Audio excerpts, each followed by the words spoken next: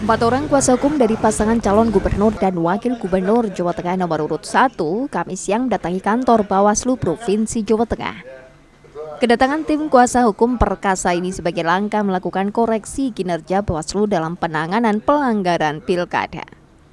Dari catatan yang dilakukan oleh tim kuasa hukum perkasa, serta adanya surat dari Bawaslu Pusat, tim kuasa hukum mencatat ada 14 pelanggaran dugaan pengerahan aparatur sipil negara dalam deklarasi pemenangan.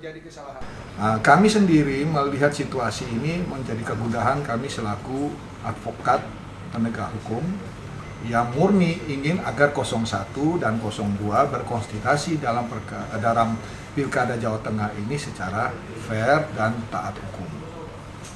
Mari kita evaluasi fakta yang dari data empirik yang sudah disampaikan oleh Bawaslu tadi. Itu menjadi suatu warning bahwa persoalan Pilkada Jawa Tengah kali ini ada faktor yang bertindak bersifat melawan hukum. Dan sudah ada proses yang dilakukan oleh Bawaslu. Ini menjadi catatan kami bahwa kami kesini ternyata kegundahan kami terjawab. Ya, dari data-data lapangan yang kami punya banyak sekali itu, memang fakta itu Kades itu terlibat. Dan 01 tidak pernah melibatkan Kades atau siapapun dalam konsultasi politik pilkada ini untuk kepentingan 01. Artinya bahwa hukum kami tegakkan sebagaimana mestinya. Dan itu telah dilakukan. Maka kemudian kami berharap Bawaslu untuk tegas. Gakundu juga kami harus mengawasi. Kalau memang sudah ada tipikal terjadi tindak pidana, ya jangan kemudian ada kepentingan, saya tidak berbicara lebih daripada itu, tapi ada kepentingan politis yang punya tujuan lain terhadap penegakan hukum. Kalau begini terus sampai kapan kita mau berjalan sesuai dengan keadilan itu, kebenaran. Sementara itu, Ketua Bawaslu Provinsi Jawa Tengah mengatakan sudah menindaklanjuti adanya pelanggaran Kades yang melakukan pelanggaran dengan deklarasi pemenangan salah satu pasangan calon.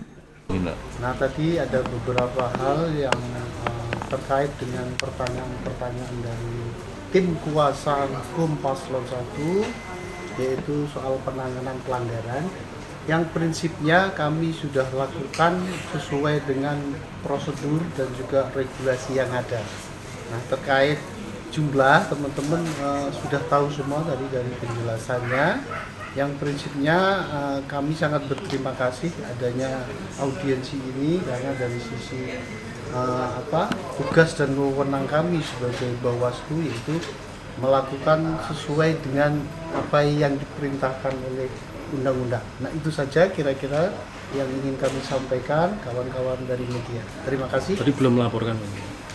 Terkait pelaporan sampai sejauh ini memang dari tim kuasa hukum Paslon 1 belum ada yang masuk. Yang satu laporan tadi, Pak? Yang satu laporan terkait? Tadi kan menunjukkan surat. Oh, Sukoharjo. Baik, Sukoharjo itu sudah kami tindak lanjuti, yaitu dari kewenangan Bawaslu Sukoharjo itu sudah dilakukan rekomendasi terkait dugaan netralitas kepala desa. Dan sudah kami diteruskan ke BKN karena Bupati maksudnya. Sama Pati juga ya Pak? Apa? Pati juga ya Pak? Pati sudah juga. Jadi memang sudah kami lakukan penelusuran karena sifatnya administratif, bukan melanggar dugaan netralitas. Seperti apa sih Pak bentuknya Pak?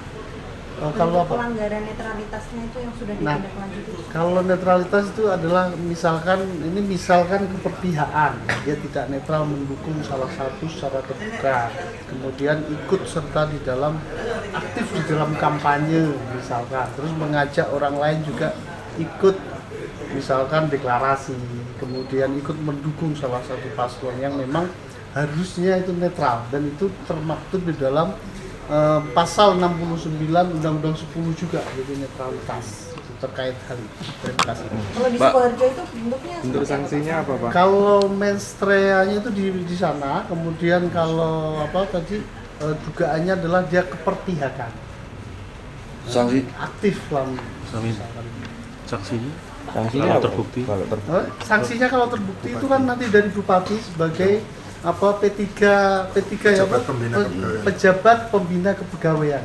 Berarti udah ada rekomendasi Jadi dari saat Bawaslu. ini kami sedang menunggu hasilnya apakah itu sesuai dengan tindak lanjut dari sana. Apakah itu ringan, sedang, itu kewenangannya dari bupati tersebut. Heri Widodo, Kompas TV, Semarang, Jawa Tengah.